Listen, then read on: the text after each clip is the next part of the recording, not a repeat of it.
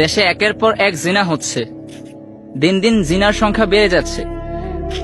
এইগুলো দেখে আপনারা অবাক হতে পারেন, কিন্তু আমি অবাক হব না, কারণ এখন যা কিছু ঘটতেছে তা সবকিছু কিয়ামতের সাথে সম্পৃক্ত। কারণ আমি রাসূল সাল্লাল্লাহু আলাইহি সাল্লাম ওই হাদিস পড়েছি যেটা সহিহ বুখারী ও মুসলিমে রাসূল সাল্লাল্লাহু আলাইহি সাল্লাম বলেছেন, কিয়ামতের আগে প্রকাশ্যে জিনা ও ব্যভিচার বেড়ে যাবে।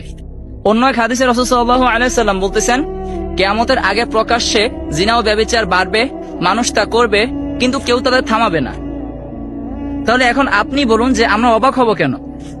রাসূল সাল্লাল্লাহু আলাইহি সাল্লাম 1450 বছর আগেই বলে গিয়েছেন যে কিয়ামতের আগে এই ঘটনাগুলো ঘটবে। আপনাদের এখন হয়তোবা দৈনিক একটা দুইটা জিনা হতে দেখছেন, রেপ হতে দেখছেন, ধর্ষণ হতে দেখছেন। আস্তে আস্তে এমনও সময় আসতেছে আপনি দেখবেন যে প্রত্যেকদিন 10-12 জন মেয়েকে ধর্ষণ করা হচ্ছে।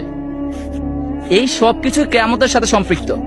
এখন আপনি জানেন না বলে আপনার কাছে অবাক লাগতে পারে যে মানুষ এত নিকৃষ্ট কেন হচ্ছে, মানুষ কেন দিন দিন এত ধর্ষণ করছে, কিন্তু যারা জানে তারা এই বিষয়টাকে স্বাভাবিকভাবে নিবে, কারণ এটা কিয়ামতের আলামত, এগুলো তো হওয়ারই ছিল। আমরা তো এগুলো থেকে বাঁচার চেষ্টা করতেছি না। রাসূল সাল্লাল্লাহু আলাইহি সাল্লাম বলে গেছেন আমরা যে এগুলো থেকে বাঁচার চেষ্টা করবো, আমরা এটাও করতেছি না। এই কিয়ামত যে কতটা নিকটে এটা আমি আপনাকে বলে বুঝাতে পারবো না, কিন্তু আল্লাহ পাক আমাদেরকে এই সব বাজে কাজ থেকে বিরত রাখো।